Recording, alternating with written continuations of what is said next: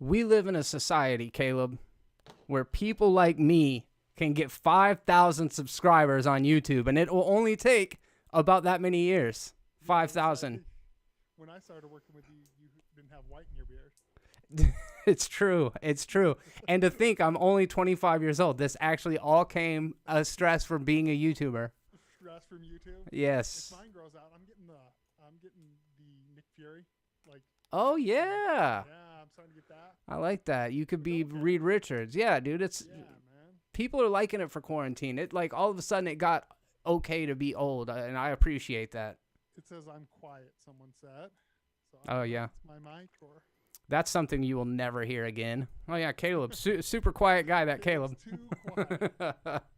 What's up, everybody? Welcome to another episode of the Movies Are Terrible Live podcast live stream right here on YouTube or wherever you're consuming this podcast after it goes live every Thursday at 6 p.m.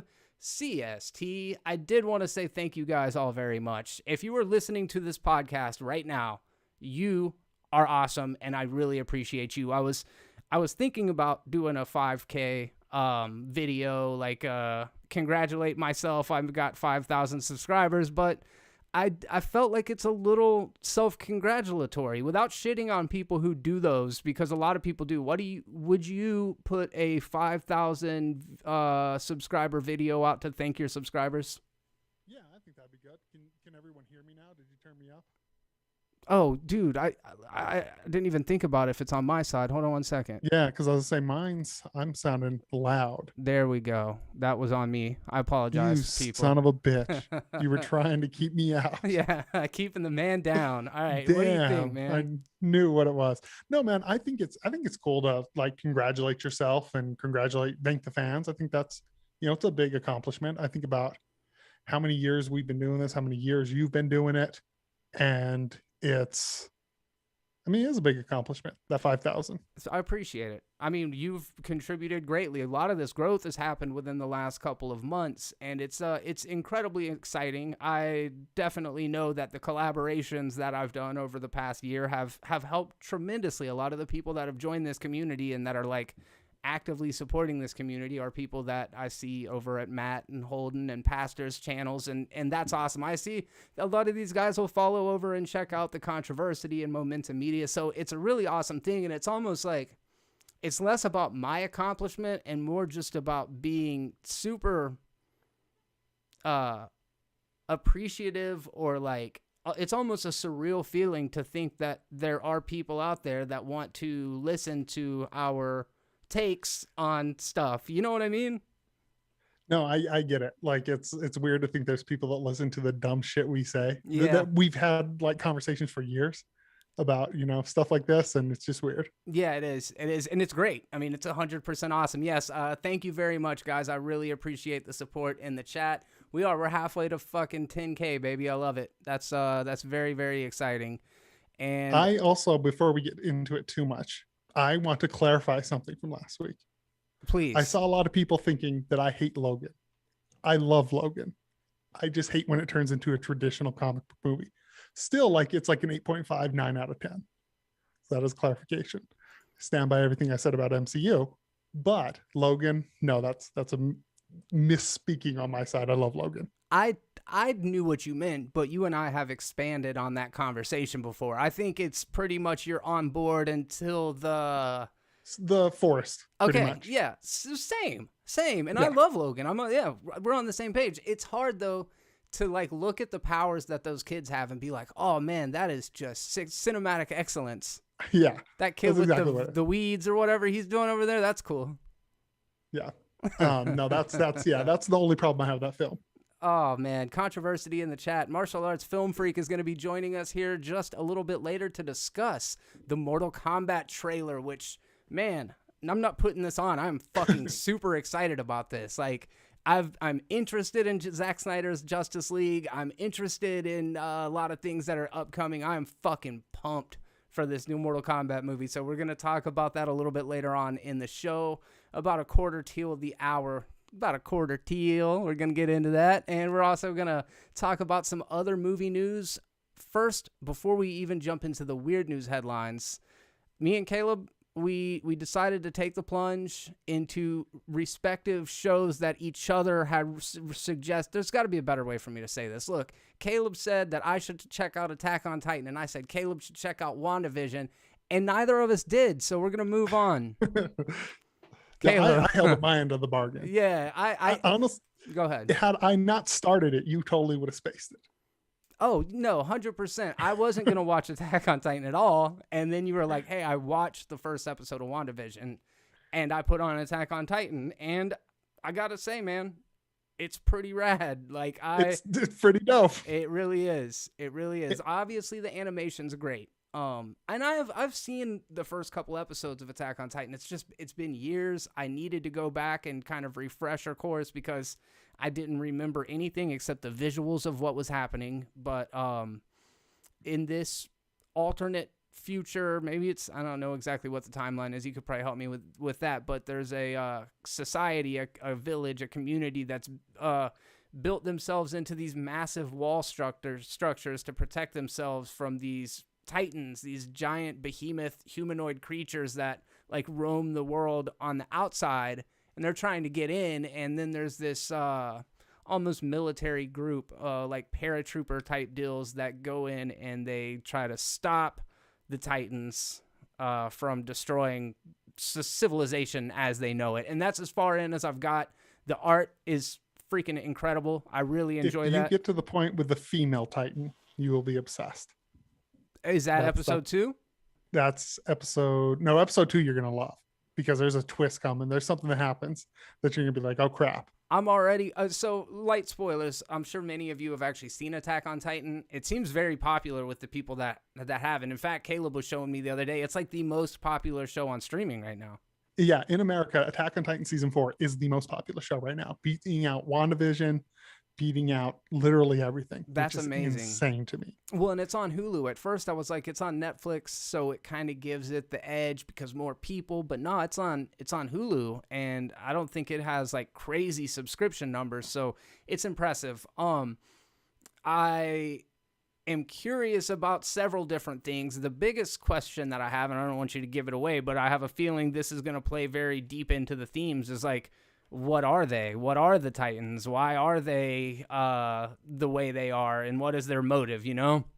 Yeah, I still am not to that part. And I'm hooked. Like I'm already almost done with season 1. I've watched season 1 before when it aired, but then I was like, well, they're never going to finish this show. So I stopped watching it. And then now that season 4 came out and it's the final season, I jumped back in and I'm loving it every bit as much as I thought it would. So very superficially, it's got a lot of similarities to Game of Thrones. The White Walkers live beyond the wall, and the Night's Watch are a group of men who dedicate their life to service of keeping the creatures on the other side of the wall out of Westeros. It's pretty much Game of Thrones with giant zombies. Yeah, similar. That's pretty much what it is. So yeah, I'm a fan. I'm going to continue watching it. I do see that a couple people in the chats have been talking about it a little bit, and I saw Kylo Ren says that he doesn't watch anime, that it's boring. I respect that. It's definitely not for everybody. No, 100%. It's weird as shit sometimes. Speaking of weird, I watched the first 2 episodes of WandaVision. And I absolutely loved it. The first 2 episodes. Specifically the first episode. Okay. I have some smaller problems with the second episode. I don't think it's nearly as well directed. It's the thing that I was impressed with. So first of all, I love like old cinema. I love old sitcoms. I love all that. So obviously that first episode, they did very, very well capturing that film. And one of my personal problems I've always had with the MCU, I feel they kind of fall flat on a visual storytelling element. Visually is where I feel like a lot of the storytelling was done with this. So the way it was directed, everything was framed like a traditional, old sitcom. It was all wide angle shots, felt like that live studio audience. And the only time they would zoom in or do like a one single camera shot was when something weird or off was happening. Yeah. And I found that so visually interesting. And Episode 2, they kind of threw that out the window and it kind of just went to a single camera show in black and white. So I didn't find episode 2 nearly as engaging, but I still really, really, really, really enjoyed it. Before we dive any further into this, do me a favor. I want you to just take a deep breath, and everybody in the chat, including myself, everybody just drink this moment in. We have 2 episodes of an MCU show that Caleb likes. I can already feel his interest weaning. He's already kind of shat on a little bit of the second episode, but for it's right still now, good, guys, the second episode. we have this, and we're going to enjoy this moment together. Thank you, Caleb. Carry on. I am actually kind of shocked. Honestly, I feel like it makes more sense that I like it so far. I'm more shocked that MCU fans like it, actually. And that's kind of where I was at with you, is like, I knew you were going to like it at first, and I wonder, because now it's getting to be much more palatable for people who are super heavily invested in the MCU and want to know where the future's headed, and it's not this standalone thing that exists in a vacuum. And I kind of I really liked the first 3 episodes. Now that it is kind of opening up, it's becoming something more conventional. But I agree with you, and there was a bit of backlash, if I'm not mistaken. Like, a lot of diehard comic book fans, and in particular MCU fans, were kind of like, what the fuck is this? Like, I didn't watch these boomer shows growing up. This doesn't mean anything to me, you know? Well, I assume the diehard comic fans would probably have loved it because this is very inspired by that Vision comic. But I can see the MCU fans particularly, you know, I can understand why they didn't like it. To me, this feels like a show more made for me than your typical. Like, it has some really cool visually things that it does. I won't spoil anything, but the scene where Kitty in the first episode, when they're at dinner and dude starts choking and she's like, stop it. And they do that's where they break. That's the first time they truly break visually. Yeah. That classic multi-camera setup. And they start zooming up on her right then and there. I was like, this show's brilliant. I love it. Yeah, and it messes with that. It keeps you off balance. And that's the thing is like, on one hand, it's this very, it's a nod to the most like simplest of times as far as television. Everything's picturesque and idealistic and everything's perfect basically. But then there's this crack in the sheen and it's just steadily spreading throughout the episodes. And, I'm actually excited to see what you think about the rest of it. It's been great conversation. It's like one of those kind of water cooler shows where, because it's only coming out every week, we can sit around for a week and talk about like, what the fuck was that one part, you know? Well, and one thing that I liked is, and I told you this, ironically, it's Marvel's most quote unquote silly show, but it is its most serious thing they've done in a long time too.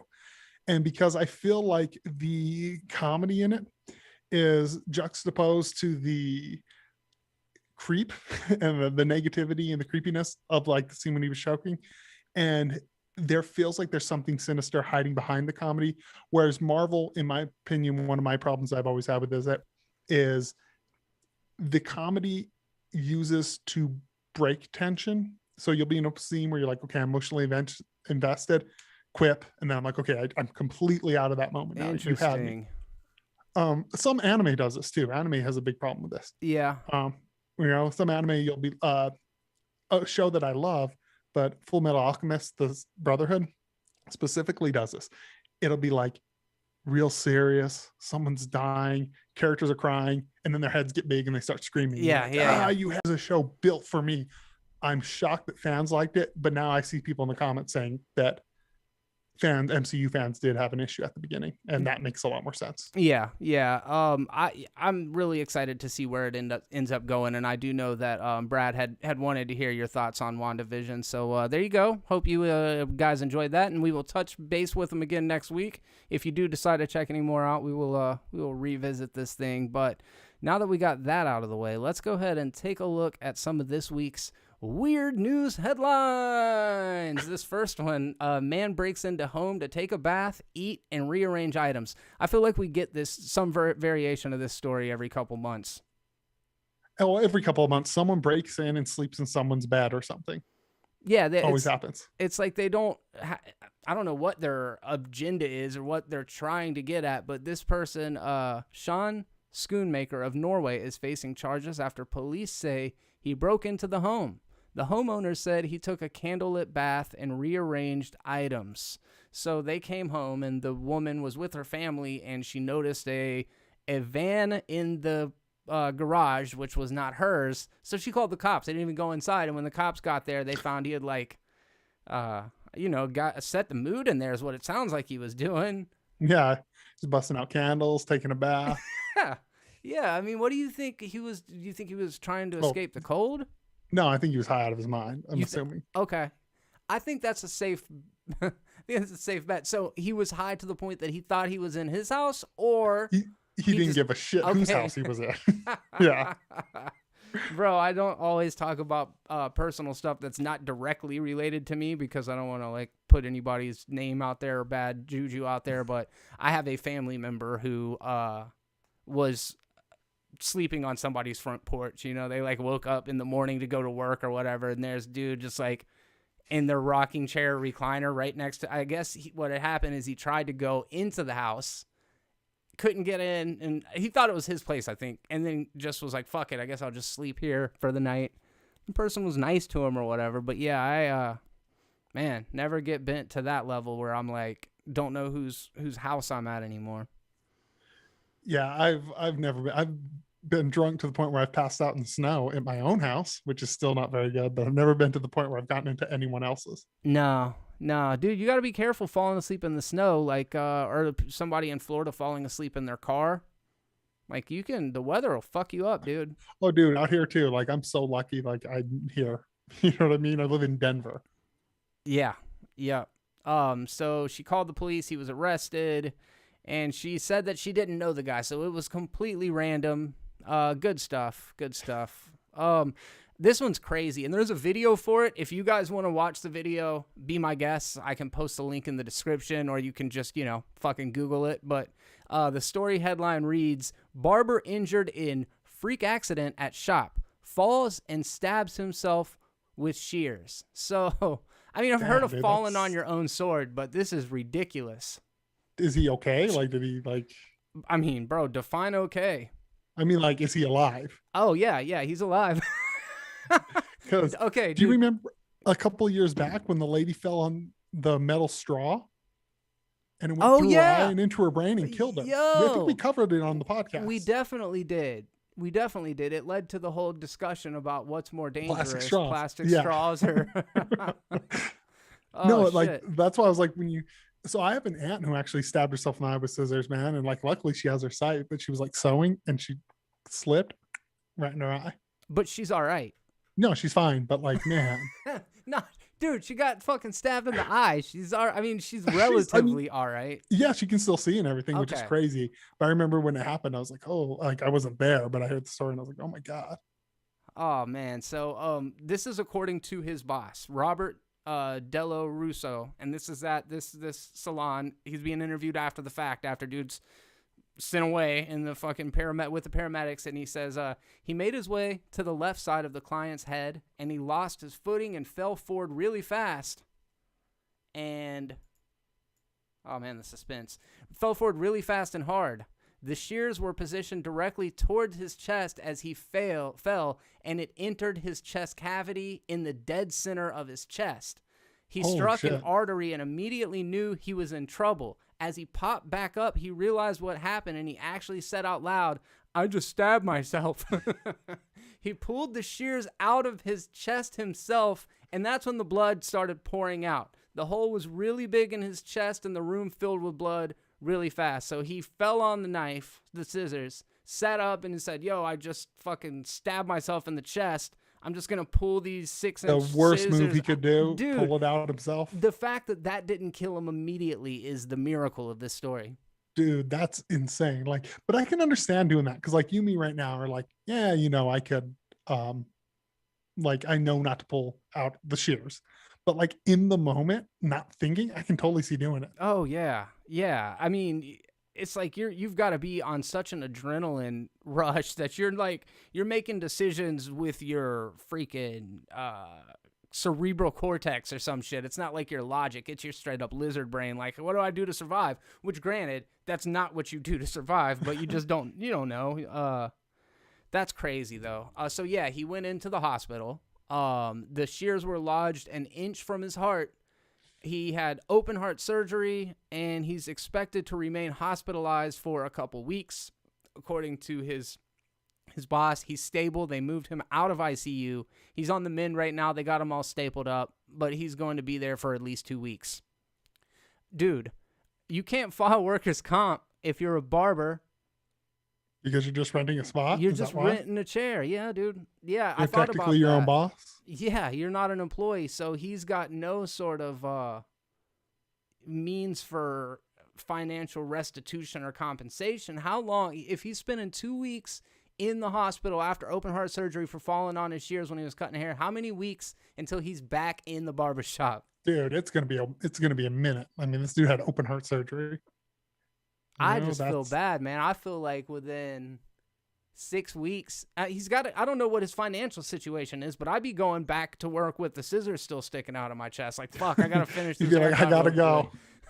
Well, that was like, people thought I was crazy. When I had cancer, I had the surgery. So I had an 8-hour surgery where they ripped open my neck. And then I went back to work in like a week, and I saw like bandages. And people were like, you're crazy. I'm like, yeah, I got bills. Yeah, dude.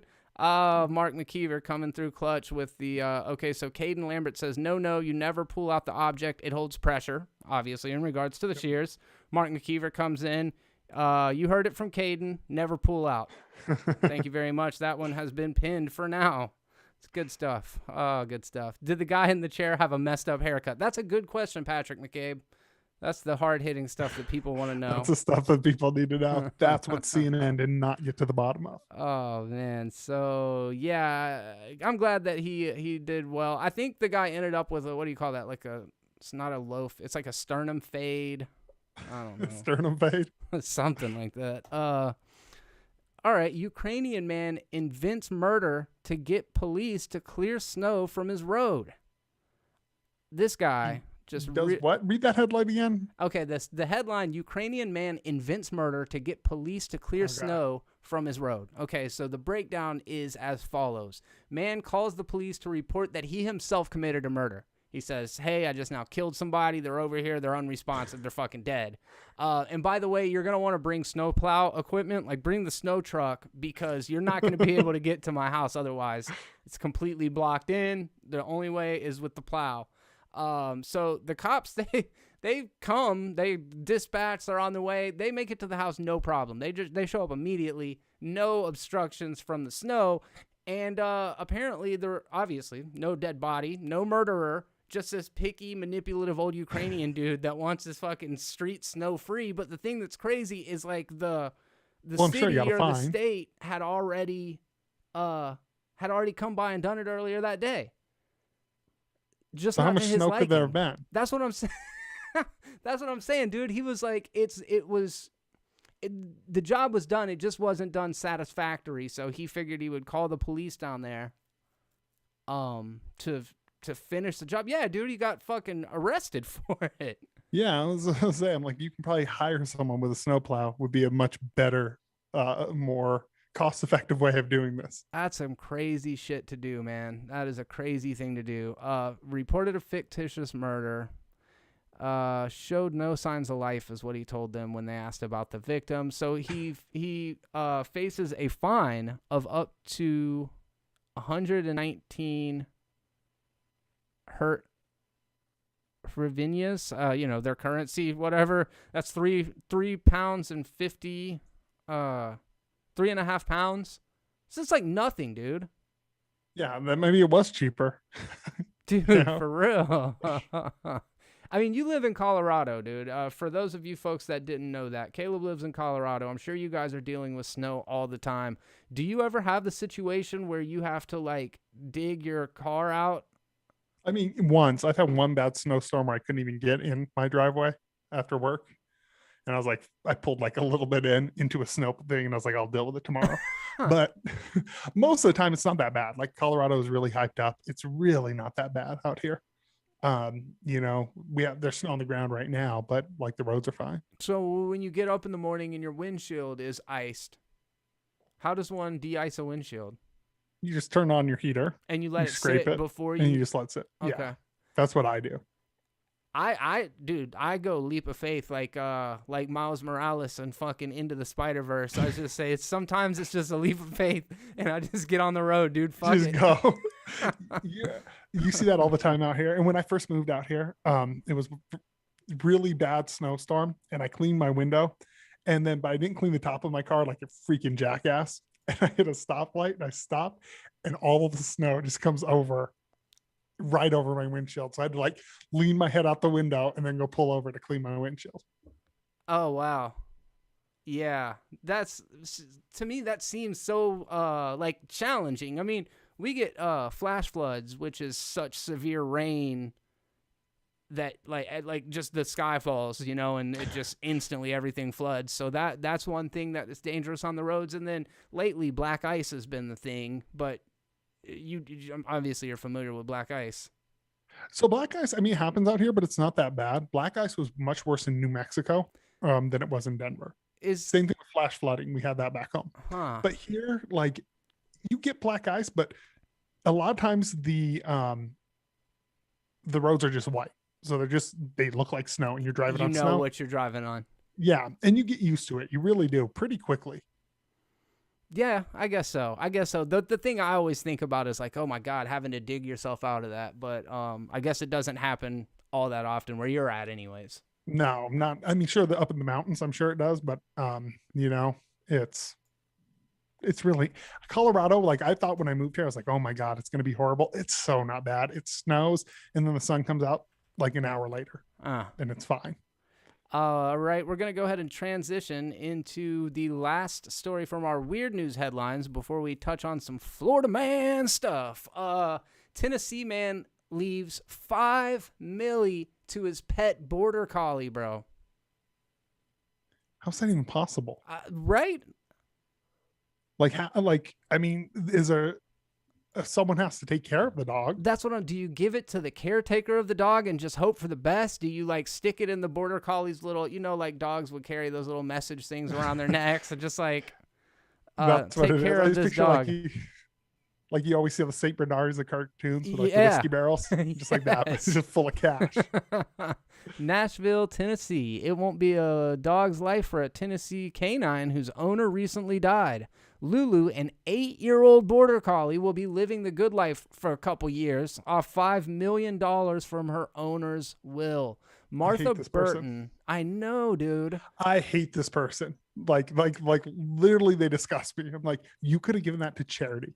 Or a cat. Tell the truth, bro. If you would have given it to a cat, you'd have been fucking fine with it. Like, that's okay. Like, dude, like what a jackass. I'm sorry, bro. It's so stupid.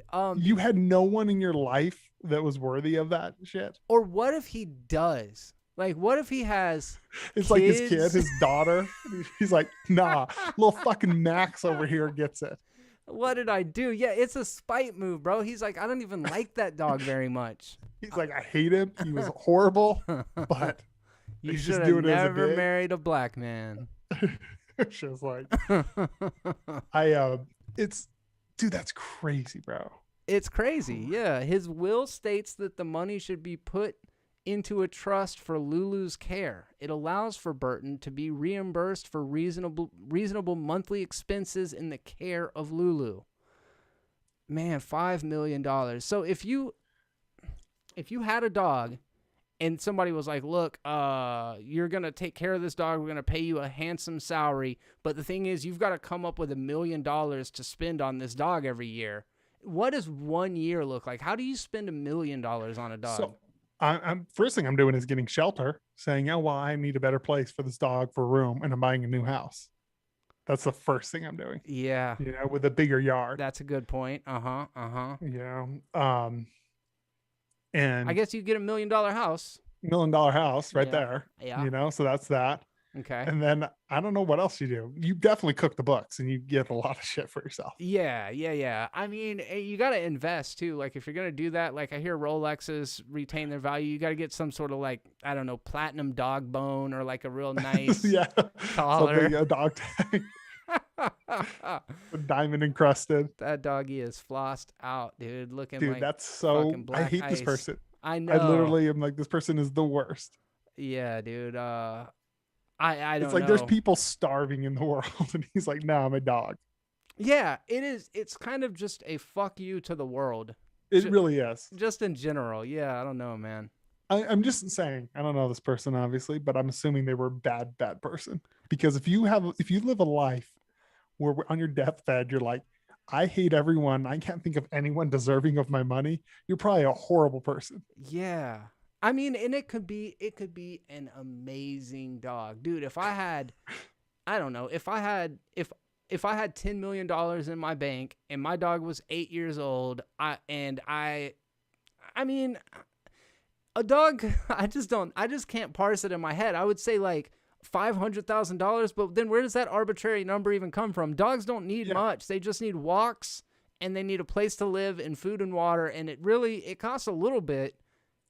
I don't know, man. Yeah, How like long? you need enough money for dog food, little tiny shit bags. Yeah. And the and best water. of them too. Yeah, dude, you get the top shelf shit bags, top shelf drinking bowl, all that shit. And then you're still like for the whole life of it is like $20,000. Like one of those. You remember little Johnny had like those like diamond encrusted pimp cups. That's what the dog eats out of. It's like yeah, dude. Can you imagine like a cat eating that like pate Purina cat chow out of a pimp cup? Those ones, it would be like that's Fancy Feast is what they only take. Yeah. Yes. Oh shit. How far in are we? I just got here. Oh, bacon face jugs. We are all the way to the cats eating Purina cat chow out of pimp chalices. That's the we'll timestamp it. That's the hard hitting news you missed. Dog groomer to the stars. Yeah, martial arts film freak does bring up a good point. You could hire like a top end chef, like a high end chef for your dog, and have them prepare the food. Still, man, you could have a chef on retainer for like. I don't know. This is what I'm saying. Here's why you buy a house that needs a chef's quarters. So you can have a live-in chef. You literally just do all this extravagant shit to where when that dog dies in 4 years, it's for your dog, but you're going to reap the rewards. Yep. Yeah. All right. That's the way I see you, man. Yeah. All right. Well, that pretty much wraps up our weekly news headlines. We've got some fan questions or viewer submitted topics we're going to discuss here in just a little bit. I'm going to be bringing martial arts film freak himself, Tristan, onto the podcast here in about 10 minutes, just over 10 minutes. And in the meantime, I wanted to bring up a couple of different kind of stories that I saw in the last couple days that grabbed my attention and ask you how they hit you, if you saw them or if you have any thoughts on them. Did you see that Adam Sandler celebrated the 25th anniversary of Happy Gilmore? No, I didn't. I can't believe that movie's been 20 years ago. Does that make you feel old, man? It makes me feel old as hell. Are you a fan of old Sandler? Not really. There's certain ones. The Gilmore? Happy Gilmore is one of the ones on the list. Big Daddy is pretty good. Okay. God, what are his movies, man? I should know more of these. I am a loyalist for Billy Madison and Happy Gilmore, and that's it, bro. Wedding Singer. I do like. Yeah, that's pretty good. I like The Wedding Singer. 40 Days and 40 Nights. I've never. Which one? The one with Drew Barrymore in it. 40 Days and 40 Nights. 50 First Dates. Yeah, that's what I said. What did I say? 40 Days, 40 Nights. I did like Uncut Gems. Uncut Gems was incredible. Dude, that's fantastic. And obviously Punch Drunk Love is another good one that he was in. Yeah, there's not a lot that I love though, actually, of his. There's here and there, but nothing that like I'm a big fan of. I don't know who played Shooter McGavin. I should know that. He wasn't in a whole lot of other stuff, but I definitely know Shooter. But Adam Sandler set up his cell phone and he pulled out the driver from Happy Gilmore, the big giant freaking golf club that's like half hockey puck or hockey club, hockey stick. and he goes and he drives the thing. He's dressed as as Happy Gilmore from the 90s. He's got the long freaking cargo khaki shorts and the striped shirt, and he just freaking blasts that thing. And the only unfortunate part about the video, because his form looks fantastic, but I want to see how far he drove it. They didn't show that. They just showed him hitting it and that's gone. Yeah, dude, because it's like the camera was on him, you know? Do you golf at all? Nah. Have you ever been golfing? Nah. Putt-putt, mini golf. Once. I've been golfing once. It was miserable. Yeah. It's super hard. Like, I respect people who can do it. It's way harder than you think it's going to be. Yeah, I don't want to do it. That doesn't seem fun to me. Putt-putt is cool, especially the ones where there's like dinosaurs and their like heads are scooping down to grab it out of the hole. Like, that's the kind of golf I can. That's the type of golf. Your golf has to have dinosaurs and robots. I'll never forget George Carlin really colored the way that I see golf and how entitled and asshole-ish of a sport it is. It really does. Like, I try not to have that view of it, but that's my total view of it, you know? Yeah, and how I many live like acres in the U.S. are dedicated to fucking golf courses? Dude, literally right across the street from me is a golf course and a golf school and all of that and a restaurant and all that shit. You know, and it's just like right up the street. Yeah, it's just crazy to see. Yeah, it is crazy. That's how much land we have in America. I guess that just goes to show. But so after Adam Sandler did this to honor the 25th anniversary, the guy that played Shooter goes into character and calls out Happy Gilmore and does his own video saying basically it's not about the drive, it's about the short game or the putting or whatever. Then he does Shooter's the Shooter. Like the villain of it, right? Yeah. Who is it? Christopher McDonald? Bro, if that's it, that's really good. Shooter. Because it's his like rival in it, right?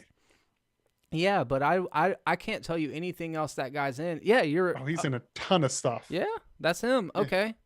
What else is he in though? Let's see. God, I don't know. He's one of those guys that like I know I've seen everywhere. Was I right with the name? Oh yeah, that's Christopher McDonald. I had no idea. Let's see. He was like in a lot of things for a while. Christopher McDonald. Quiz movies. Show, Thelma and Louise. Thelma and Louise. He's in Flubber, Iron Giant, Requiem for a Dream, Dirty Work, Perfect Storm, Grumpy Old Man, American Pie. I knew he was in American Pie. Yeah, that's right. Those. Faculty, that's one of the things I know him from. Yeah, this dude's in a ton of movies. Was he a parent or a teacher in Faculty? I think he was a teacher. Mr. Frank Connor. Yeah, I don't remember that specifically, but God, I've seen all of these, you know what I mean, at some point or another. Yeah, he's one of those dudes who's like in everything, but like no one besides apparently me knows who the hell he is. That the girlfriend in Happy Gilmore was a smoke show, and I don't think she ever really did anything after that. Let's see. I don't remember who she was. Virginia Happy Gilmore. Vinet. Oh, wait. Oh, excuse me. It's Julie Bowen. What the fuck am I talking about? It's the mom on Modern Family. That's right. Who? Julie Bowen? Julie Bowen. I don't know her from anything else other than Modern Family. 40 Days and 40 I know Nights who that is. That Josh Hartnett rom-com. Oh, I've seen that one. I've actually seen 40 Nights. Let's see. Driving ranges are fun, but never been on a course, says Patrick. I one time went on I had to go. This girl's dad that I was dating really, really hated me. And he wanted me. So I went to go golfing with him. So my experience with golfing is with a man that absolutely hated me. And It was very awkward and uncomfortable. Yeah, I can imagine that being a really intimate way to bond with somebody that you don't like. Yeah, that completely just hates you. Are y'all walking or are you in the golf cart? Yeah, we were just walking, and like I tried to talk to him and he just wouldn't. Oh, dude, you're like, this is the fucking 8th hole, man. We can't be doing this all day. Yeah, he was just like grilling me because his daughter, I'll put this on blast. This is an old story, but they were a very religious family. Names? No, I'm just kidding. And they were a very religious family, which no knock against religion. You know, I'm married to a very Christian woman, but very religious family. And she broke up with her ex to date me, and he was a good Christian man. Here's the plot twist. Her ex, she was 19 and I was like 22 at the time. Her ex started dating her when she was 13. He met her because he was her volleyball coach. Ooh, yikes. But they loved this guy because he's a good Christian man. And they were worried I was going to have, they were just worried you're going to lose your virginity, Caleb. It's like, no, that old pervert took her virginity when she was like 13. Her but volleyball they coach. Hated me. Damn. Hated me for it, man. Names? No, I'm just kidding. All right, well, we're going to go ahead and bring in Martial Arts Film Freak from the Martial Arts Film Freak YouTube channel so that we can talk to you guys a little bit about Mortal Kombat. Here we go. All right, joining us now here on the Movies Are Terrible Live podcast, coming from Tennessee, Tristan Glover. What's up, What are we man? doing? It's cold outside. It is cold outside. Man, he got a very good intro. That was good, right? That was like the best intro I've ever heard you give someone. Well, only the finest for the finest. How you doing, Thank man? you. I'm doing pretty good. Been fairly productive. Being fairly productive. Dude, nice soft flex. I invite you onto the show just to one-up me and make me look like I'm not doing anything. I haven't been productive in a while. Tell us what that's like. Extremely stressful. Okay. Good. Yeah. Glad to hear that. Free time? Don't know what that is.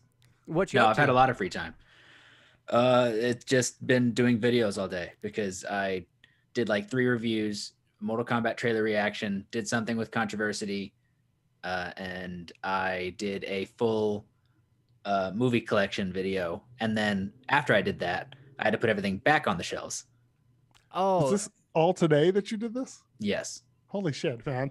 That's You impressive. get mad respect for that. That's a lot of work in one day. It took a few hours. So did you? Well, let's dive into the Mortal Kombat thing with context first. We'll talk about the trailer, but before that, I'm probably the oldest person on the world. panel in the world. Correct. Thank you, Caleb. See, Ian thinks that he's really vital to the podcast and to my channel because he makes old person jokes, but you have just now proved that any asshole I got can you do covered, it. Ian. Yeah, I was good right on looking top out. of it. Thanks, Even man. though you're like barely older than me, but still. It's ballpark, I would say. So I'm really old. Pretty sure of all the people that you do videos with, I'm probably the youngest. How old are you? 24. 26. Oh, 24. Oh man, you're a baby. Man, I'm old as shit right now. Huh? I could be your no. We're not gonna do all that. It's not even true. It's hyperbolic. So I grew up with Mortal Kombat. I didn't really like the first game. I mean, it was a big deal, and I remember like seeing it and being like, "Oh, Mortal Kombat's like it's badass. People really like this game. It's gory. It's controversial." And then when Mortal Kombat 2 came out, though, they really cleaned up the gameplay, and the graphics were a lot cleaner. They added all these different characters to the roster, and that's right about when the movie came out. So I was like prime Mortal Kombat fan at the age of 12 or whatever, and I've kind of grown up along with the franchise. That said, I don't have the newest gen consoles, and I didn't have the PlayStation 4 or the Xbox One, so I haven't been in the loop as much as some people have, but I feel very deeply connected to the franchise for that reason. Caleb, do you have any like long-standing connection to the franchise? You grow up playing it, anything like that? Loved it as a kid. Didn't like the first movie. I know everyone loved it when it came out. I never really did, even as a kid. Loved the games, the first couple ones, and then just kind of fell off with it. Like I've played it at friends' houses when they're like bunch of guys would get together and we would, just bust it out. But like I have no idea what the lore is. Oh, one connection is they had a Sub-Zero TV show cartoon that was incredible. At least I remember it being when I was a kid. It was a Sub-Zero cartoon. Yeah, it was a Mortal Kombat Sub-Zero cartoon. He was the main character of it. Okay. I didn't And know it's that was a really, thing. really good.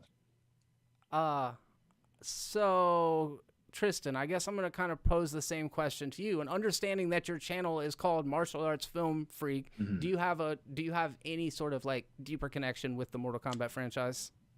So my origins with Mortal Kombat definitely started with the movie. We had I think we had a Super Nintendo that we had any console was plugged into the wall. The Super Nintendo was one that we just for some reason had to take out of the closet to play it. I don't know why we never had it plugged in all the time. Sure.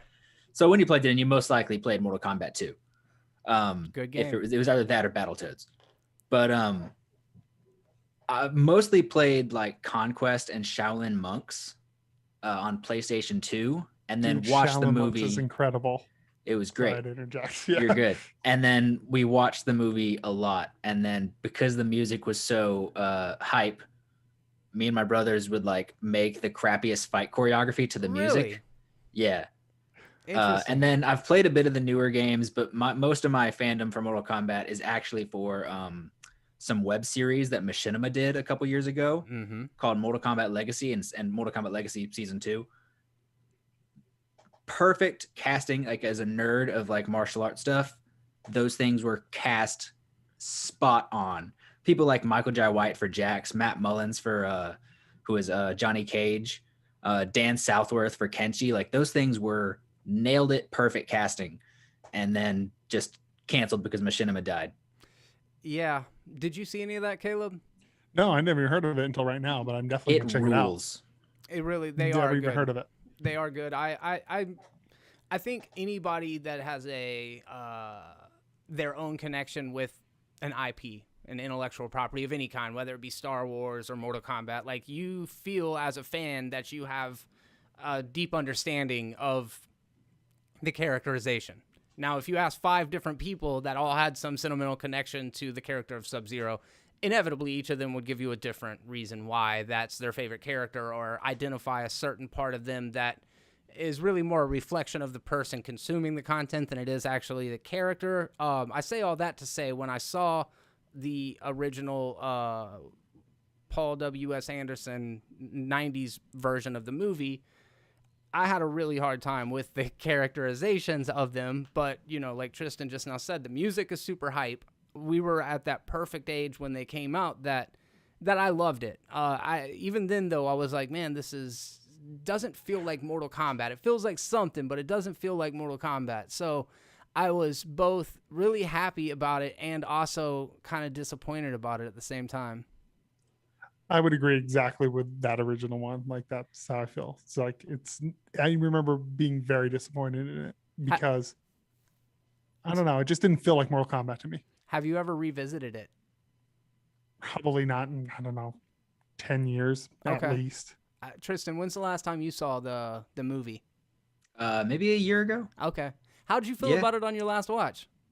So I have always stood by Mortal Kombat as there is a spectrum of, you know, great movies, terrible movies.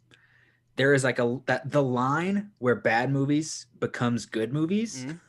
Mortal Kombat goes back and forth on that line of like, this is good, this is bad, that's good.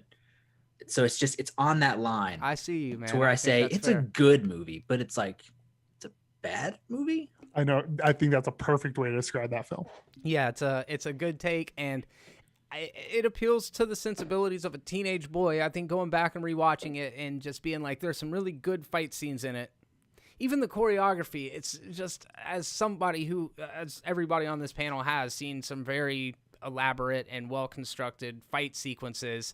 When you look at the Scorpion versus Johnny Cage fight scene, I remember thinking it was super cool as a kid, but then going back and rewatching it and realizing how many times it's just Scorpion kicking Johnny Cage in the head, like when he's down on the little bridge thing, and it's just like, anyways, technically it's not a great movie, but it had atmosphere. Like they used the budget that they had, and they created this sense of Outworld, and yeah, it kind of missed the mark a little bit, but I enjoyed it. And it's funny, Tristan, that you said that about the choreography thing, because my friend Shane and I, we dressed up, we cosplayed before we even knew that cosplay was a thing, as Scorpion and Sub-Zero, and we, for months before the premiere of the movie, we choreographed a very elaborate fight sequence that we were going to do at the movie theater, dressed as the characters on opening day. So at United Artists Movie Theater out in Fort Walton, we did that, and talk about some nerdy shit. I have specific memories. I've seen multiple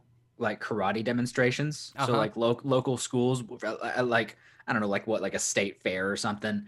Like local schools will put together a demonstration to get people to want to come to their karate school. And the music they have to their demonstration is always Mortal Kombat. I love it. I love it. And it's definitely become a thing because Caleb, did you see the trailer? Yeah, I actually watched it when you sent it to me this morning. So the theme is used in it, kinda. They have epicized the techno theme from the original Mortal Kombat film that everybody knows. Even if you don't even know Mortal Kombat, you know the theme for some reason. So they've taken so many elements of nostalgia from the original movie all the way through the series of the games, and they've crammed it all into this trailer. This very fan-centric, this is for you, Mortal Kombat fans trailer, and I'm wondering how it hits you, Caleb. It looks fine. It looks like Mortal Kombat to me. Like, as someone who doesn't have a lot of nostalgia for it, I wasn't disappointed or I wasn't extremely excited. It looked campy and it looked kind of B movie, but that's kind of what I expected going in. So I kind of was okay with it. Yeah, I hear you. So being that you are a little bit separated from all of the like, oh wow, that's the costume from fucking Mortal Kombat X or whatever, like, do you feel like there is a story there that can resonate with people that aren't fans of Mortal Kombat? I'm sure there is one there. I mean, I couldn't tell from the trailer of this one, but like, I feel like when you make movies like this about games like this, it is a nostalgia play. That's literally the whole angle of this film, is a nostalgia play. It's kind of cash grabby unless it's done right. And I don't know, people can correct me if I'm wrong, I don't know if Mortal Kombat necessarily, even in the game lore, has like this groundbreaking, incredible story. I love it at times. It goes back and forth. The more recent ones I'm not super locked into, but I feel like, okay, so maybe it's not a really great linear story, but all of the characters' lore individually are rich and built out. So like, while it's similar to Game of Thrones in that way, while it's like beginning, middle, and end, it's a fucking mess. How do you beginning, middle, and end so many characters in a fulfilling way? That's why if you play the game as Kano, you get Kano's ending at the end, because then everybody's serviced. You sink the money into learning your character, you play through the campaign, and you get to learn the ending for that character. In a movie, you don't have that, and I think that's why they've went with this other guy that's actually not from the games, and allowed him to be the protagonist. But before we get super deep into that, Tristan, what did you think? Just general thoughts about the trailer. How did it hit you? The trailer made me smile a lot. Yeah. And I try not to throw too many F words when I'm doing like a trailer reaction, because it's just more work for me to have to edit that out. But, and spoiler for anybody, I guess, who hasn't watched the trailer, the moment where Sub-Zero ripped off and like froze and ripped off Jax's arms, like his human arms, and that's the beginning of the trailer. I just let out the biggest F word. Love just it. So it with a huge smile on my face, because I'm like, yes, this is what I need. I don't like, what was it in Annihilation, he had like metal sleeves, and in the end he took them off because he's like, oh, I'm better just as a person. No, Jax has metal arms. I'm not doing this. Just a whole bunch of, but like also just having like, the reason I've been excited for the movie is all the stars in it. Your Max Huang, Joe Taslim, Hiroyuki Sanada, Tadanobu Asano, Louis Tan, seeing these guys getting this big shot in like a major Hollywood movie, I just was smiling the whole time, because those dudes, I've seen their low budget stuff, I've seen their foreign stuff, and I'm like, these dudes deserve a shot like this. So just seeing all them get to do stuff just made me happy. It's Joe Taslim. He was really great in The Night Comes for Us. I think that's what I'm mostly familiar with him in. I might have seen another of his films, but I think he is a very imposing figure as Sub-Zero. I never really thought about it in, like, when you're assigning roles to each of the characters. You traditionally think of Shang Tsung as the antagonist, but it looks like they are much more shifting Sub-Zero into the role that you would almost conventionally think Goro would be in. Did you get that vibe? Well, like the Entertainment Weekly thing they put out was saying that Shang Tsung is sending Sub-Zero after the main character to track him down. He's either tracking him down either just to kill him or to maybe bring him to the side of Outrealm or whatever. But yeah, he just seems to be like a henchman sort of, but at least he's, at least you're also getting his backstory with Scorpion. Yeah. Caleb, when you played the game, did you have a favorite character? Sub-Zero. Okay. Because of the show, because of that cartoon. That's the whole reason why. I'm so surprised that I haven't seen that cartoon, but I do know there was a Mortal Kombat Anthologies or Mythologies game that featured Sub-Zero as well. He was my favorite character that wasn't Scorpion. I didn't know there was a cartoon. I didn't know there was in the 90s there was a crap live action show called Conquest. What? But I didn't know about a cartoon. It only lasted like 3 episodes probably. Cartoon, I'm gonna pull it up. We're gonna do some Mortal Kombat viewing after this, dude. This is this is here. You can kind of see. So one of my favorite money shots from the trailer. I mean, there's a lot of badass moments for the fans, but when Scorpion bleeds, he's fighting Sub-Zero. Sub-Zero freezes his blood into a fucking spike. And that was my favorite part. It's like, what? I got upset kind of at that second because I was like, oh, well, they just show us like Scorpion's gonna lose this fight. But then I remembered like, oh, well, he's actually already a demon, so that really won't hurt him that bad. You can't do much. Yeah, for sure. And it looks like they've borrowed elements from Scorpion's Revenge, which was the latest animated movie that came out that focused very heavily on the rivalry between the Lin Kuei and that was the one that Ian sent you me. Yeah. That you didn't really like, did you? No, I hated that movie. Dude, that shit went hard. The thing that I noticed about the new trailer, and I think it looks really good as far as the production, it has gotten so close to new generation game graphics that when you see the Shao Kahn sculpture at Outworld, it's like I might as well be looking at a video game cutscene. And that is... I mean, it speaks volumes about where games are at now as far as how good they look, but looking at Scorpion and Sub-Zero in those new costumes is just different. Sorry, go ahead. I would love to see a computer animated Mortal Kombat movie. That's basically what this is, though. Just go on YouTube and watch the cutscenes from the last 2 games. Like, and then you get just watch the story, because it's not all just, animation. I mean, it's animated, but you got a lot of the fight scenes in the cutscenes are mocap, so you're actually getting performers doing the choreography, which adds a whole lot to the animation of the fight scenes. So like a lot of the cutscenes in the newest 2 games are incredible. It's another thing to check out. I'm going to be watching hours of Mortal Kombat. I do have to bounce out to go take care of my daughter, but before I do, here's this crappy cartoon. Oh yeah, well, and that was Sub-Zero no mask. That was like just Sub-Zero was just like some white dude in the show. It wasn't Annihilation. That was Keith Cook. Yeah. So, all right. Well, I'm out, y'all. You guys have fun talking about Mortal Kombat. Caleb, good talk, buddy. I'll talk to you on Thursday. See you guys. All right, man. So, what would you like to see out of your fighters here? Like, I guess that's a dumb way of phrasing it. Like, what kind of outcome do you want to see? Who should be the protagonist in this story? So Lewis Tan, they're saying, is the protagonist, this new character, Cole Young, which I'm fine with. I get, like, I'm as scared as anybody with a new character. I don't want an Alice situation from Resident Evil, but like Lewis Tan is just, if you haven't seen him in Into the Badlands or Wu Assassins, the dude can carry something. The dude's awesome. Give him a shot. It should be Liu Kang. It should be your big 3 or 4 characters. Your Johnny Cage, who is, I guess we haven't even seen in the movie, Sonya Blade, Liu Kang, and Kung Lao. They should be the leads, but if they do something interesting with Cole Young, I'm cool with it. There's like rumor that he's supposed to be like a descendant of Scorpion. Maybe? I saw that. Yeah. Yeah. It's interesting because by casting this other guy, to me, that indicates right off the bat, like you said, like many have speculated, he's the protagonist. He's our main character. Maybe he's a substitute for Johnny Cage. I think it's a really weird choice to not use Johnny Cage, especially if you're going to use Liu Kang, because this to me leaves the impression that like Liu Kang might fucking die in this movie.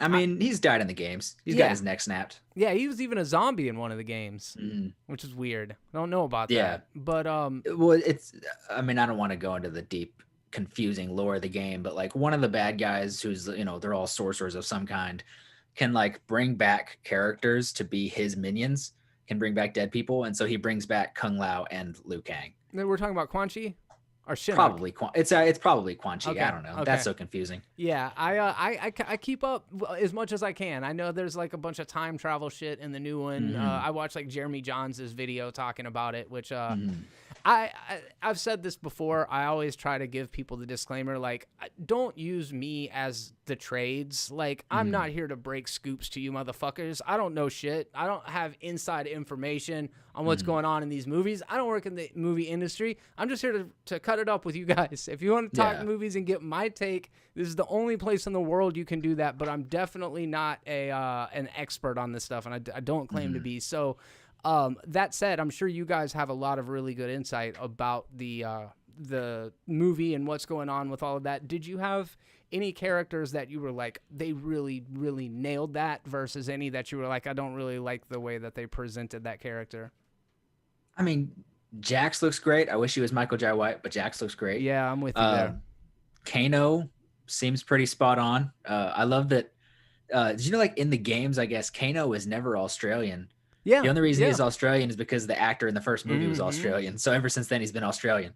Easily one of the best parts of that first movie was Kano's performance. Right. I mean, yeah, everybody. I really don't really think anybody really looks bad. I think some people I heard complaining about Sub-Zero, and I'm like, no, Sub-Zero looks great. Scorpion looks great. I think that Shang Tsung has a weird makeup problem. It's minor. I think it's because that actor's so old. I can't remember his name. Chihan, something like that. I think it's just because he's probably in his 60s. Maybe that's what it is. Maybe they tried to old man him older than he is, and it makes it look. It's a small critique. I love the costumes. Like, as far as all of their costumes, I think they look great. I really like Sub-Zero's look. I did see our friend Brad in the Movies Are Terrible group seem to have criticisms, which 100% valid. You know, everybody's entitled to their own take on this stuff. I love Reptile. I mean, we get 3 frames of him, but he's crocodilian. He's got a fucking lizard head. He's less humanoid than he's been in many of the iterations of the game, and he looks so much better than whatever we got in the 90s version, which was just weird. That essentially was just another ninja, but I'll tell you what, that fight scene is great. That's the best. I think that might be the best one. The one with Liu Kang and Sub-Zero's all right too. That one's also good, yeah. Yeah. But one complaint I've had, and I think you have to make some exceptions. I think they did a really good job casting most of the movie. Ever since they cast Sonya, I've been like, there's so much better choices. I like Jessica McNamee. If you've ever seen the show Sirens, it was like a 1 or 2 season sitcom about paramedic drivers, EMT drivers. I loved that show. She was in it. She was great in it. Sad that show got canceled. I loved it so much. But when she got cast as Sonya, I was like, could have been someone else. She's great in that show. But if you're going for Sonya, I'm thinking like Amy Johnston. I'm thinking a couple other like martial arts centric actors. Pink Ranger? No, Amy Johnston. If you've ever check out Accident Man, Scott Adkins movie, she's like the villain in that. She's got the lead in like a decent movie called Lady Blood Fight, which it's fine. The choreography and some of it's not very good, but she's fantastic. She's got a great YouTube channel, a couple short films. She did a short film with the bad guy from the Raid 2. That's really, really good. Yeah. But she's fantastic. She's great. My favorite casting is and I looked up his name earlier so that I could do it accurately. This meeting will end in 10 minutes. This happened last time, and I swear we ended up upgrading it right in the middle of the conversation. You were here, weren't you? Yeah, I think so. Yeah, man. What the hell? All right, well, I'm just going to go ahead and end this session with you right now, and I'm going to shoot you a link immediately on Facebook. So you guys that are here hanging out in the chat, give us, 2 minutes. We will be right back. And I'm still here, just so you know.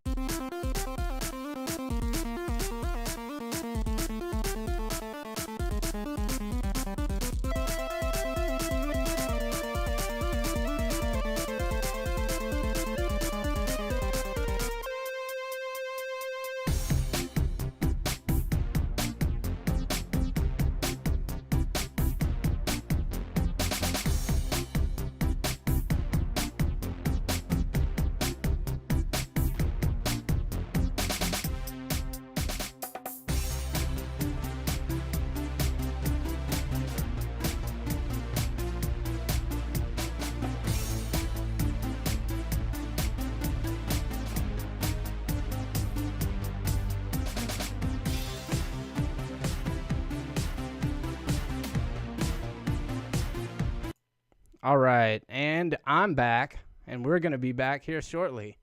Sorry about that. I swear that I resolved this last time, but you know how it is. I don't know what the fuck I'm doing. Let's see here. Resize that. How you guys doing this evening? Hope you're all doing really well. Hope you guys enjoyed the Mortal Kombat trailer. I am going to get to some user submitted topics here in just a few minutes, but I kind of want to continue this conversation about Mortal Kombat for just a little while longer. Happy early birthday, Caden. And Caden, if you like D&D, keep an eye out for some upcoming content with the Harmy crew and the My Friend Watches team. That's all I can really say for right now, but I've never played D&D before, but it might be something that happens here soon. Have you ever played D&D, Tristan? Yes, and I even bought some new dice because I've never actually had my own pair. I always have to borrow some. I bought a pair of dice, and then the pandemic started, and I haven't used it. So, have you played multiple campaigns prior to getting the dice? Yeah, I could. I cut like probably 3. Cool. And you had fun doing it, obviously, or you wouldn't have bought the shit to do it? Yeah, we did one that wasn't exactly D&D. We did a game that was like Hong Kong like movie, something like that, where like instead of your elves and dwarves and stuff, we were like Hong Kong actors who like had to start in TV and get to movies. Oh, that's cool. And so like you rolled and played your way through these like Hong Kong action movie scenarios. From actual movies or not like fictional... someone just like made it up. Okay, yeah, that's cool, man. That's super cool. So the casting that I'm the most excited about is who it is that's playing Scorpion, and you and I have talked about it, briefly before. But the gentleman who's playing Scorpion is in Avengers Endgame. He plays the leader of the Yakuza. He is in The Wolverine as... I can't ever think of his fucking character's name. I know you, yeah. He's in a lot of stuff. He was in The Last Samurai in the 90s, was I think the first time I saw him. He's in, if there's like an old Kung Fu movie I recommend from him, because, he's got like a legendary career in Kung Fu and Japanese films. Ninja and the Dragon's Den is like an A+. You got to watch Ninja and the Dragon's Den. Okay. And then it's an okay movie. I think there are better Michelle Yeoh films, but Royal Warriors, he's really good in that too.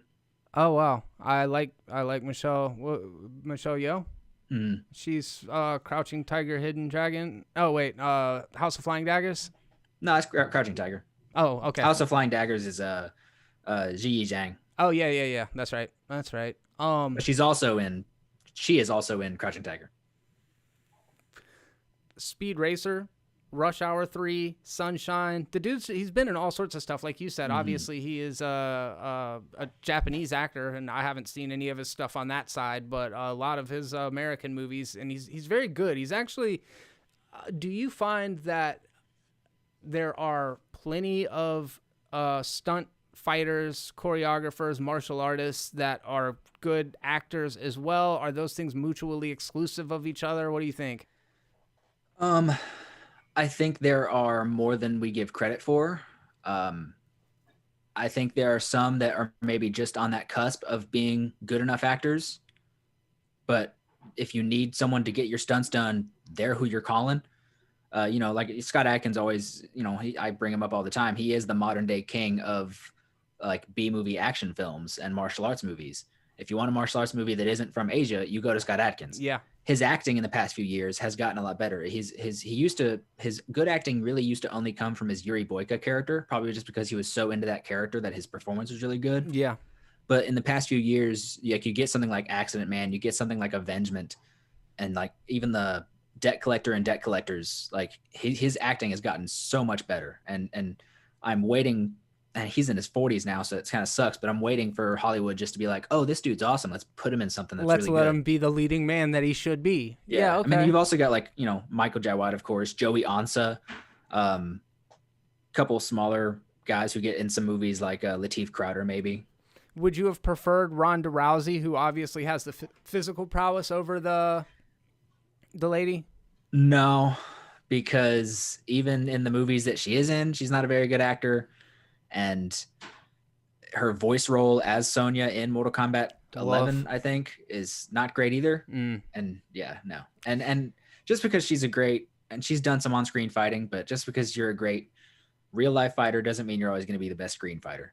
Yeah. And for me, I don't put a whole lot of emphasis on like physical prowess. Like, I don't care if you can kick ass in real life to know that you can kick ass in a movie. And I actually kind of like the fact that the casting of Mortal Kombat, none of those people are like, they don't have the Expendables physique. You know what I mean? It's not, they're not all cut to fucking shit like Jean-Claude Van Damme or Sylvester Stallone or Schwarzenegger. Ludi Lin and Max Wong are like fairly thin dudes, but they can also go for it. Yeah, because there's this false equivalency, I suppose, drawn between physical like looks, like aesthetically, and then the ability to fucking tussle. And I don't think that those things are always related. I mean, the Gracie camp kind of proved that you don't have to be some big strong dude to take people out. So I also don't think that like every movie needs to be cast with someone like a Scott Adkins. It would help. It would make a lot of movies better.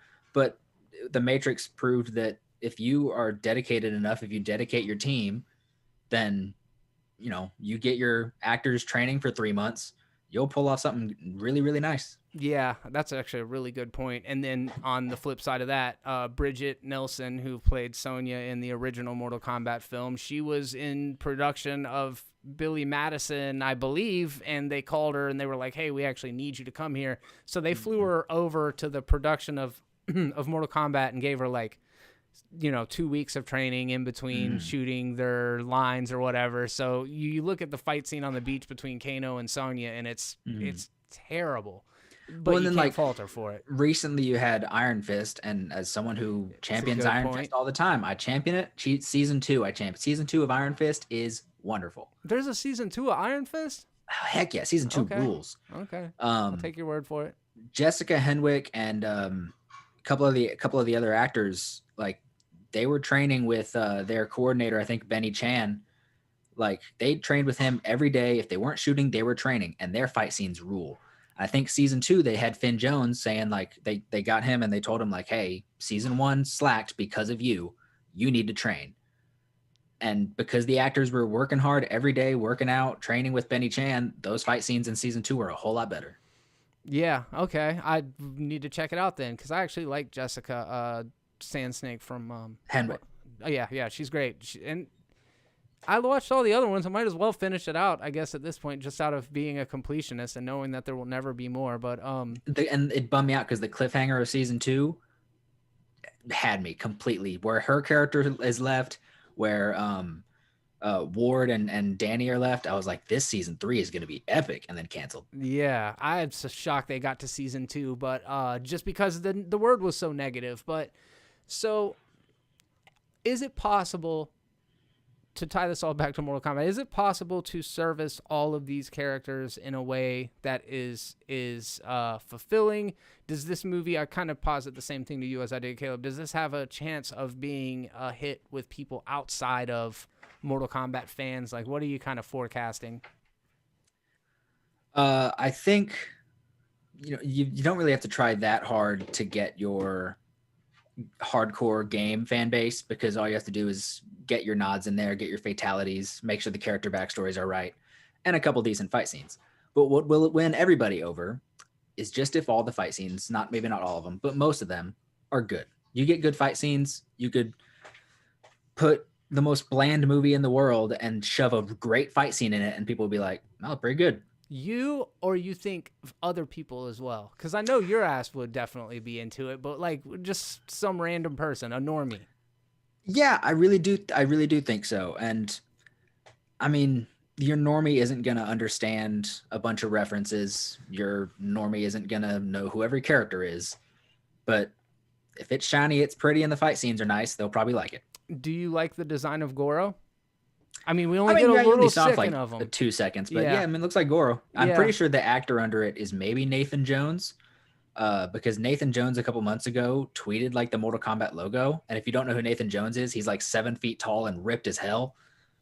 He's one of the bad guys in, he's the big, huge, muscly bad guy in Mad Max Fury Road. He's in The Protector. He's in Never Back Down 3, Troy. He's freaking huge. And so when he tweeted a picture, the Mortal Kombat logo, I was like, "Are you Goro?" He You better looks be like Goro. Goro without the Yeah. makeup on. That's crazy. He's massive. That would make sense. I like everything that I'm seeing from this movie. I don't have all that much expectations out of it, and it's kind of the same for Kong versus Godzilla. It's like I'm not setting myself up with these grandiose ideas that it's going to be like a Best Picture nominated movie. It kind of just has to hit those beats that you just now said to appeal to me. A Mortal Kombat movie needs pretty much everything they showed me in the trailer. Like that to me was like, hey, if you're a fan of this franchise, we're letting you know that we're shepherding it in a direction that is going to be familiar to you, and you're going to eat it up. And for me, and they've that's what I said they're got. looking like they're starting from the beginning with the first tournament for these characters at least, because they want to keep it going. They want it to be a franchise, which everything now has to be a franchise, but So that actually is a really good point in my idea that Liu Kang has to die. It kind of goes out the wayside if like maybe everybody if anything, doesn't die this time. Kung Lao may die. Yeah, he would be which way bums more me out likely. because Max Wong is great. Well, Max Wong, what has he done? That anything I would have seen? He's mostly done some short film stuff. He's done like stunts in some Jackie Chan movies, but he's got a couple short films on YouTube that are perfect. I can't wait, man. We've got about 2 months before it comes out, and then also Kong versus Godzilla is coming out in about a month. So HBO, I feel like with Warner Brothers this year in particular, and it's funny because I'm not what you would conventionally say is a fan of Warner Brothers. They've had some great films and some awful films, and most of their franchises are mismanaged and they're a fucking mess.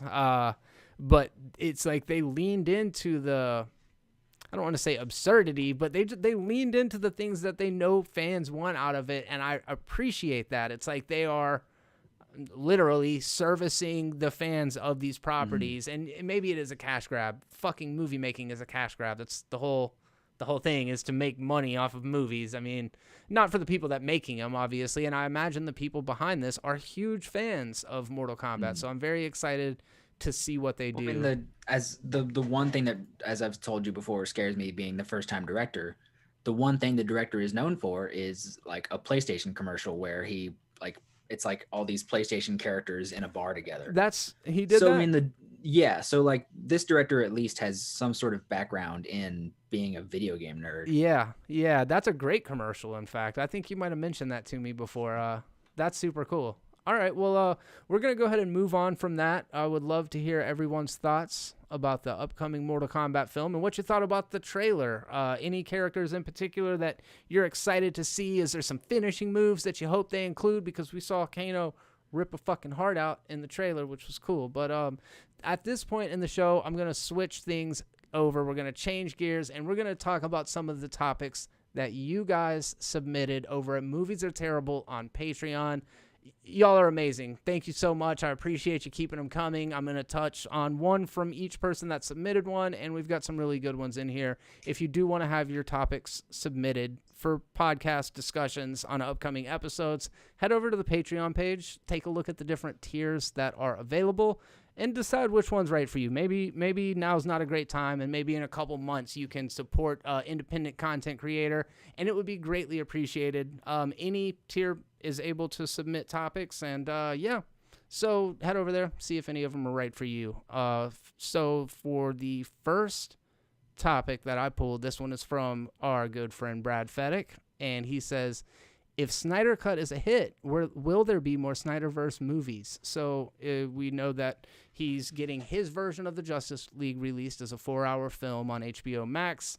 He's got no involvement outside of this Justice League movie as far as futures of the DCEU. However, he kind of heralded in the style and tone that was the house style for the DC movies in the beginning. What do you think, Tristan? Has that ship already sailed, or if this is a mega hit and a critical success, do you think that he's going to be able to slide his way back in there?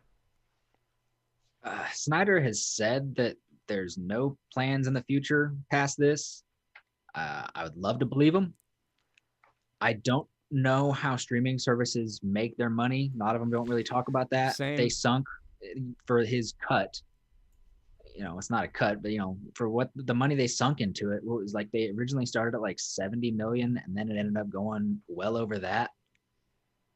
So I mean, how do you, how much does an HBO Max subscription cost? Like $9.99? Yeah. How many subscribers you need to recoup well over 70 million? I don't know. So I'd love to say no, but I'm not sure.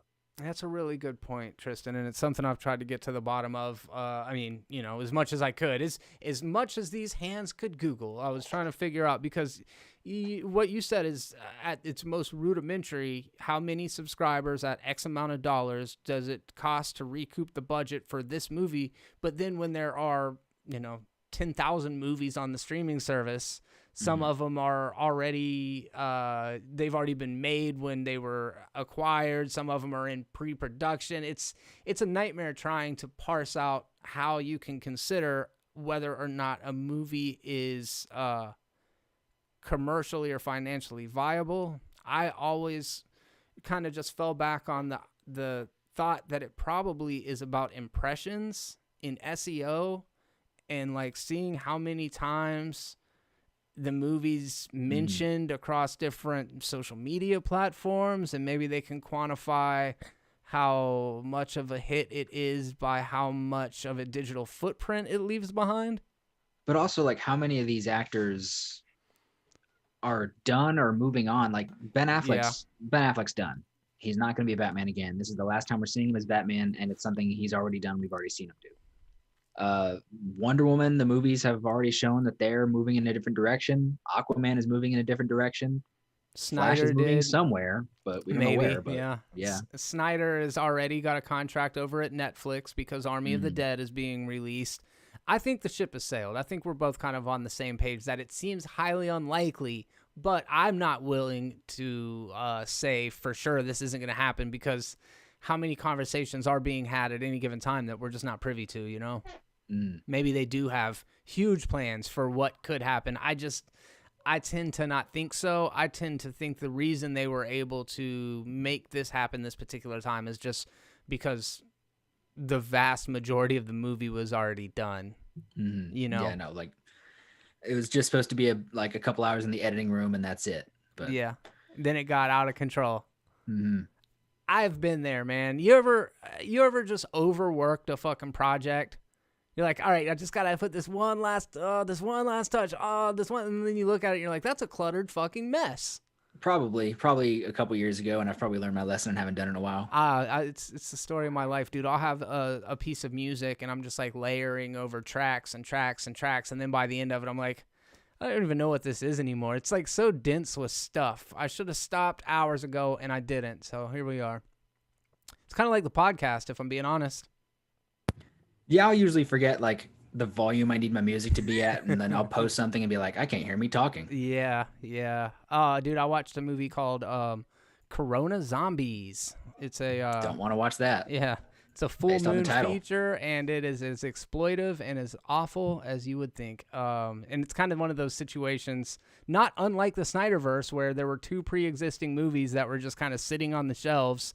So they stringed them together and overdubbed them and tried to make a cohesive movie out of it. But from scene to scene, you're like, these two things do not belong together. But got a video for that coming out pretty soon, so I'm sure you guys can't wait. Got another topic here. Brad, to that question, I don't see any more Snyderverse movies. I don't think that what happens in this film is going to have that much an impact. Final word, Tristan, what do you think on that one? I can't say yes or no. All I can say is I hope not. Fair enough. All right, we're going to move to Patrick Stewart's topic. And he had a couple of good suggestions, but we're going to touch on one of them right now, and it is, what do you think about the future of Universal's monster properties? Again, like if it, whatever determines it's successful, I'd love to see more. I know they've got a whole bunch of plans. I don't know what is success on streaming right now. Yeah. Okay. So, Because I genuinely think I think almost everybody who has HBO Max, I think people are going to get HBO Max for it. It's a big enough thing that people will. I just don't know what constitutes success. Yeah, that's a really good point. What was the first one that they were trying to make, the Dark Universe? Oh, I'm sorry. I was thinking about the Monster Universe. I fucked up because I said Universal Monster Properties. Yeah, so I was thinking of like Warner Brothers, Godzilla and stuff. Yeah. Sorry. No. Okay, that, so from that's the top, Universal Monster movies. Yeah, sorry, that one. I think monsters. I think Godzilla. Yeah, I get it. Yeah, the whole Dark Universe, Universal Monster stuff. Yeah, that. I mean, it flopped. It's bombed twice with Dracula Untold and The Mummy. I mean, Invisible Man was great, but it had nothing to do. If they do all these things all with a low budget, so that people who are making them have to be creative, then yeah, go the Blumhouse route. Go Blumhouse and say your budgets are going to be low. Get creative, make something good, and because your budgets are low, even if the movie doesn't make that much money, it's still going to make its budget back. Yeah. I feel like earlier when I was referring to Mortal Kombat and how fans feel that they have a deeper understanding for these characters and their properties than other people do. Like, I feel like what you just now said is such a universal truth. Pun totally intended. Is that horror movies don't succeed because of what is on the screen. Look at a movie like Jaws or a movie like Aliens. I mean, production value will go a long ways, obviously. You look at the old Universal movies, and they were very well produced. They did put money into Bride of Frankenstein and into Dracula and things like that. But they weren't spectacle movies in a way that, like, The Mummy with Tom Cruise was. This is like a huge tentpole blockbuster type movie. So what would work the best is what you mentioned about the Blumhouse model, is just these low budget, stripped down, personal, intimate, small scale stories about the monsters. What's tough about it is the idea that they want to engineer something bigger than that without having the foundation laid in the first place. So they're worried about getting from A to Z without even bothering to figure out what step B should look like. And I think that's a big fundamental flaw with this whole world building thing. Is I need to believe a world where Dracula can exist before I believe in a world where Dracula and the Wolfman and the Mummy can team up to fight some other thing. A problem that a couple movies have had in the past decade is Amazing Spider-Man 2 did the same thing that the Mummy did. Yes. Where in Amazing Spider-Man 2, like the bad dude goes down to his basement and he's got like all the equipment for all the villains for the Sinister Six. And it's like, no, you layer them in and then you give them, you don't just show them to us and be like, this is what's happening. And then the Mummy did it where they're like a jar had like a different thing from every monster. And it's just, it's not how it's going to have to work. Yeah, I agree. And I guess the only successful version, and it's only successful because they shoved it down our throats, was Batman versus Superman, where all the Justice League are just in a file on a computer. Yeah. And it's debatable if that was a success. Like, but I agree. I think that's one of the biggest struggles that people haven't been able to really overcome as far as building these cinematic universes. I know you and I, the last time we did a podcast here, we had got a little bit of news about a Dracula Western. Futuristic Dracula Western. Okay, so can that futuristic Dracula Western exist in the same world as the Invisible Man? If it's the similar Invisible Man to what we got in the last Invisible Man movie, then yeah, not have it be out of some sort of magic or anything, but have it be out of a crazy technological suit. Then yeah, place in the future. Maybe the technology is still being used and it's a completely different Invisible Man or Invisible Woman. Yeah, something like that. Okay. I like that. And then I heard something about a Van Helsing movie. Yeah, they're doing some sort of Van Helsing. They haven't really said anything other than, I guess, just a new Van Helsing movie. Which my pitch for that was, if you're going to keep it low budget, make it like a raid, make it like an assault on Precinct 13, where like Van Helsing is like held up, I don't know, in a bar, and just with a whole bunch of patrons, so that they're the fodder that can all die, and then just have demons swarm this bar for a whole from night. Dusk Till Dawn, kind of. Yeah, Dusk Till Dawn. Yeah. Yeah, I think that's an awesome idea. It's tough, man. It's tough. I don't know. It seems like all of those characters have limitless potential as far as stories that you could tell with them. However, it seems like there has been a big push to turn everything into blockbuster franchises, and you know, I get why. I mean, we are teaching the studios the lessons that they learn. They are doing what they do because they're responding to what we do, which is kind of like a snake eating its own tail kind of situation, because we're only going to see it because they put it out in the first place, but then it reinforces. That's why we got so many Transformers movies. So yeah, it's a very good point. So I don't know. I'm very open to a future with a lot of Universal classic monster properties. I want them to be more in the vein of exactly what you said, Tristan. $10 million movies, small scale horror movies that are scary first and then spectacle afterwards. But thank you very much for the question or the topic suggestion there, Brad. Wait, not Brad, Mark. Wait, who am I talking to? Patrick Stewart. You're the best. Thank you very much. And then Random Andy's channel wants to know, this is tough. We're not going to give you the definitive answer because I didn't tell Tristan about it ahead of time. But he asked what the best biopic ever made is. What are some of the best biopics that you can think of? The answer that you give now is the one that you will be beholden to for the rest of your life. So whatever you say now, that when they think of you, they're going to be like, Tristan, oh, that guy that thinks blank is the best biopic of all time. Oh, don't fuck it up. There's way too many. I mean, my brain immediately just went to like Straight Outta Compton, and then the second one I thought of was like 42. Okay, Straight Outta Compton's very good. Yeah, and then how do you quantify what is a good biopic? Because it definitely does. To me, it doesn't have to be accurate.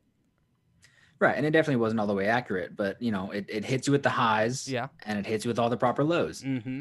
You know, I think it hits all the right spots it needs to. Yeah, and it tells the story it needs to. I'm more interested in a compelling narrative in a biopic than I am it being accurate, because you just assume that it's not gonna be completely accurate. You can't fit everything into a 2-hour movie. Man, that's really tough. For some reason, I'm struggling to come up with anything right now. But Straight Outta Compton was definitely one of the first ones that popped into my mind. I don't think you can really call it a biopic because it's not so much about their lives as much as it is about the creation of the room. But I really like The Disaster Artist. I mean, it's a biographical picture. It's fun. Molly's Game. Did you see that with Jessica Chastain? I didn't see that one. I know it, but I didn't see it. It's very good. I'll tell you what's not a good one. What's that? Dragging the Bruce Lee story. Not a good one. Oh, I haven't seen that in years. What's your problem with it? I mean, the acting is fine. I like the casting of Robin. Jason Scott, I think. It's cool that they didn't cast him for his martial arts ability. They cast him because he was a dancer, and they thought that a dancer could more mimic Bruce Lee. But they just took like so many liberties with events that happened in his life. Like, do you know why Bruce Lee broke his back? I mean, according to the Dragon story, it's because he was in some like illegal martial arts fight, right? No, he was just stretching too hard.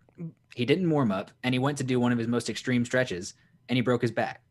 That fight in the movie did happen.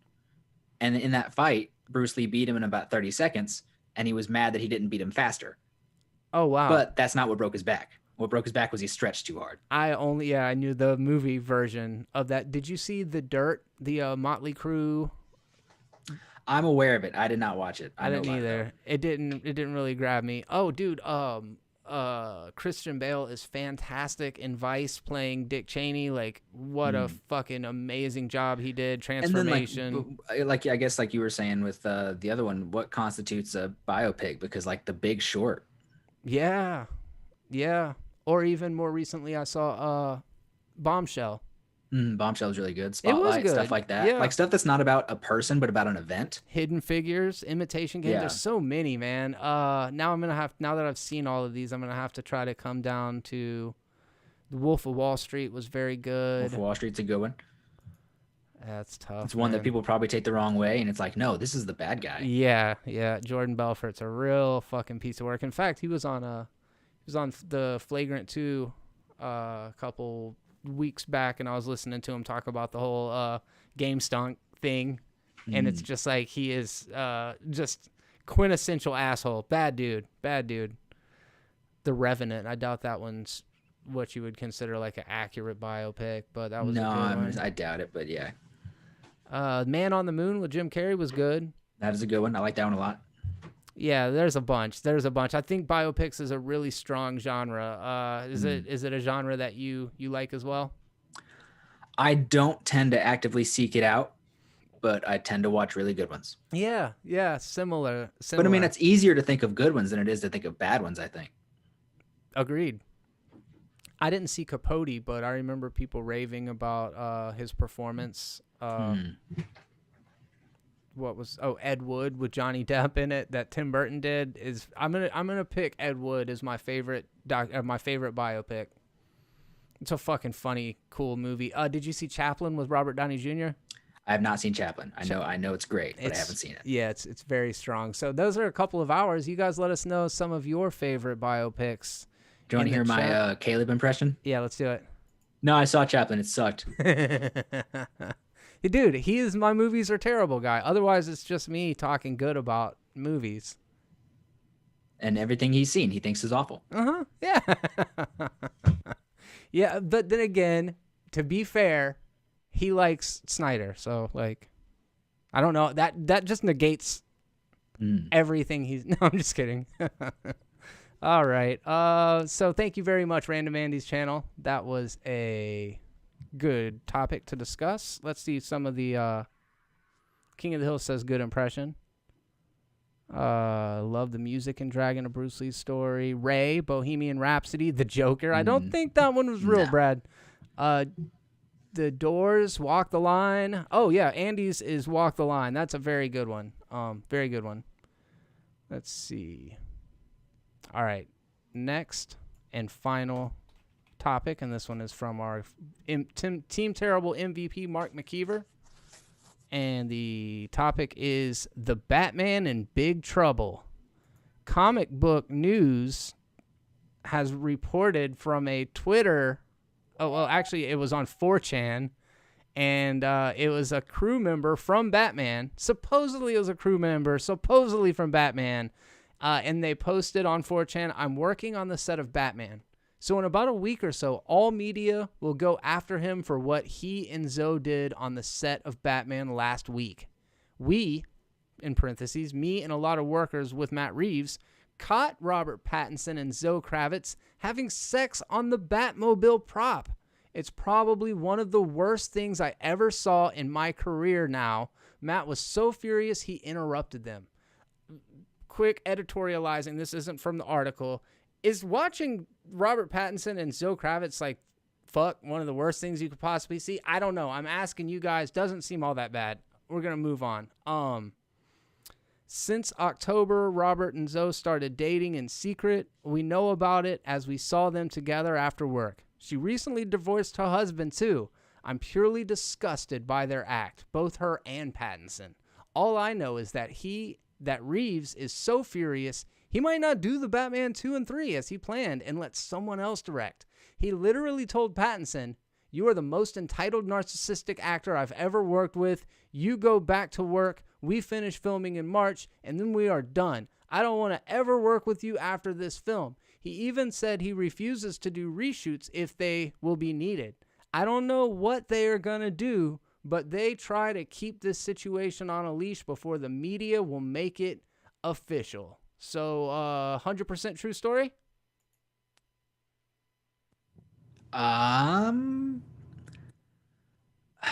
gonna say, I would like to say no, but also it sounds like, I don't know. That sounds like so detailed that it has to be fake. It's all so sus. I love it. I think it's great because this is how shit starts. This right here. People post. What website was this found on? Cosmic Book News, where more people Cosmic Book News?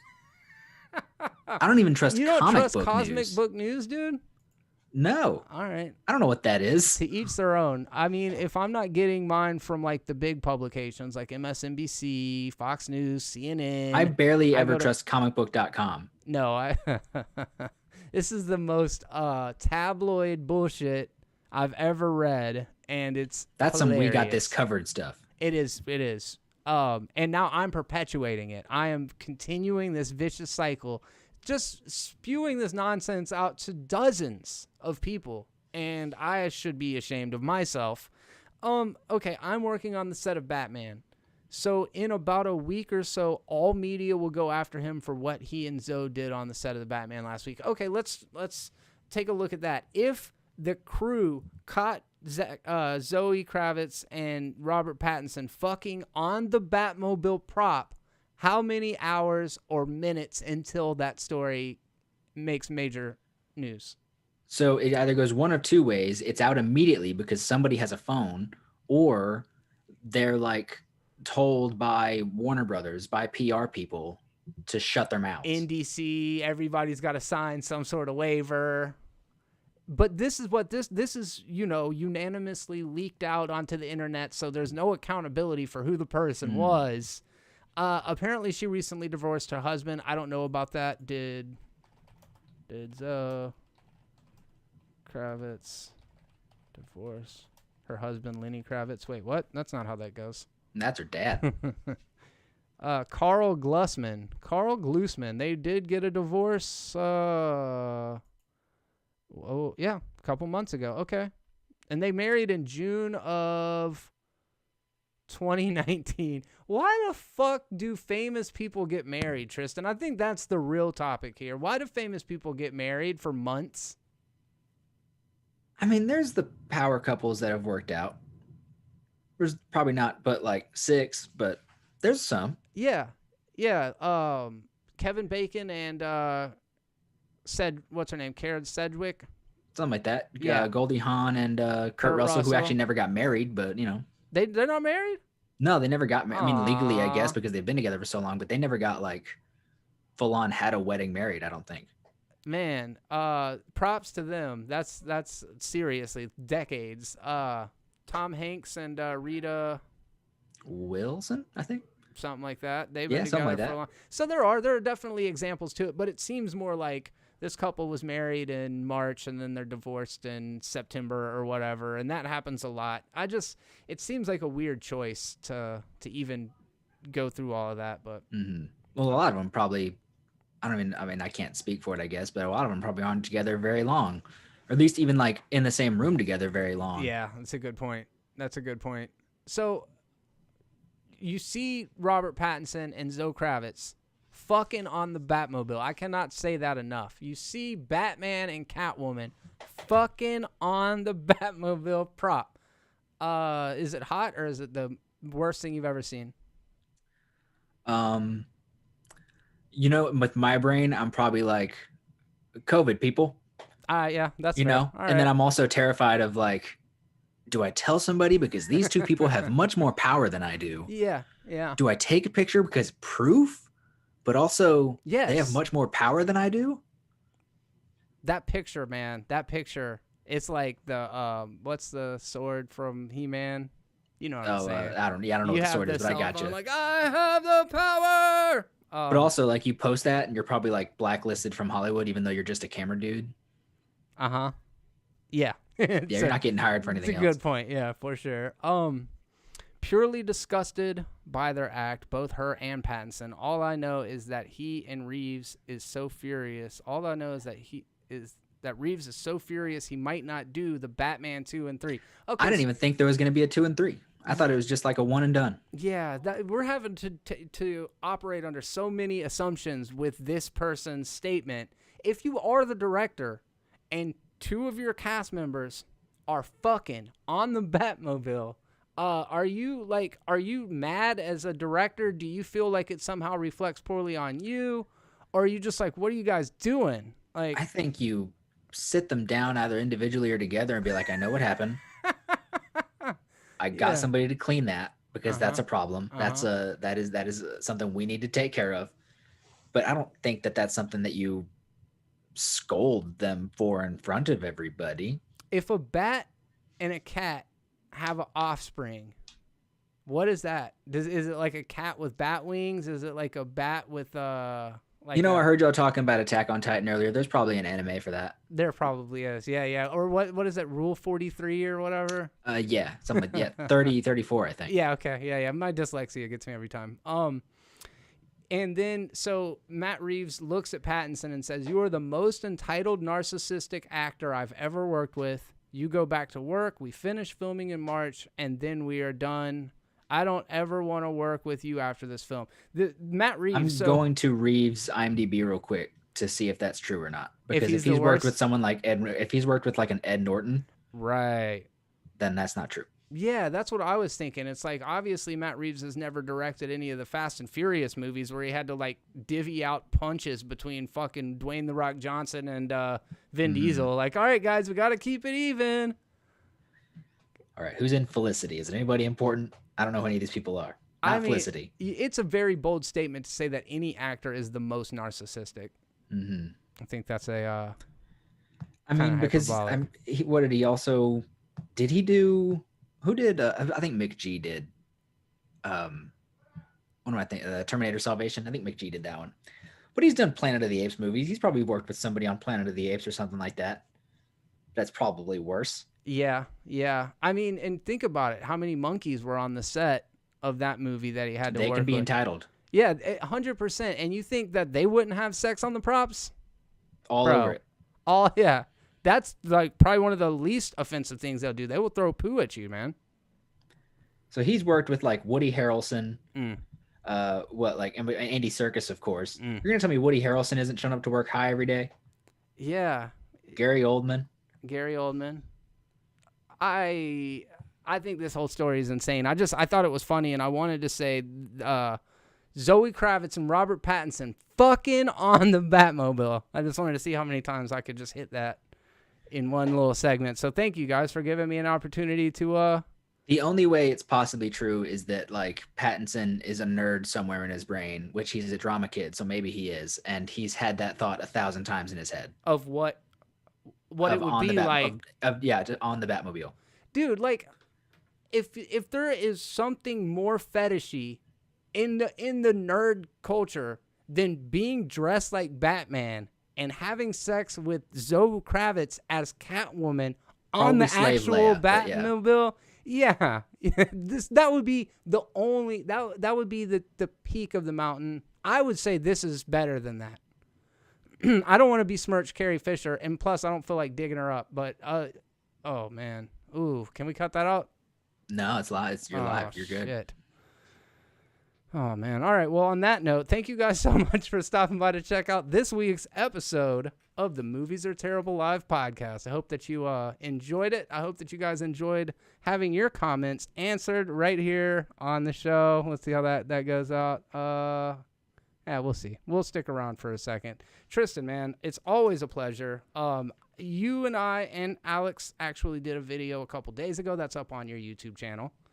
Yes. You did one with Ian today. Is that one up? Well, that one that was for his channel. Okay.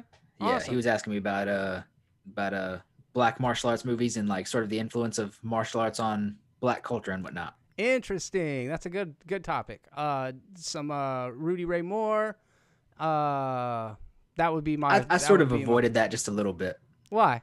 I don't know. I just talked about like your Carl Scotts and your who did I say Ron Van Cleef, guys like that. Okay. Guys who like went over to Hong Kong and became like huge stars over there. Okay. Yeah, I see. That's actually really cool. I'm going to definitely check that out. You guys know the channel. I'm going to link it down in the description. I think I'm actually going to put it in my featured channels as well. So down at the bottom of the page, you can see frequent collaborators. You got The Controversy, Momentum Media, Holden, Snapkeep Videos, Matt Lane Fitness, and the new edition of Martial Arts Film Freak. Make sure that you head over there, subscribe to stay up to date with all his content. If you are enjoying what I'm doing over here, do me a favor, help spread the word by just clicking the like button, leaving a comment. All of that stuff helps tremendously. I want to thank my patrons. Again, you guys are the reason why I'm able to do this, and it's just so amazing to watch this community grow. And I have fun with you guys. Don't ever take what I say too seriously, because I won't last long if you do. You know what I mean? Yeah, if you have topics that you want to hear us discuss on the next week's episode, let me know down in the comments section. And yeah, on behalf of both me and Tristan, and until next time, be terrible. Peace. And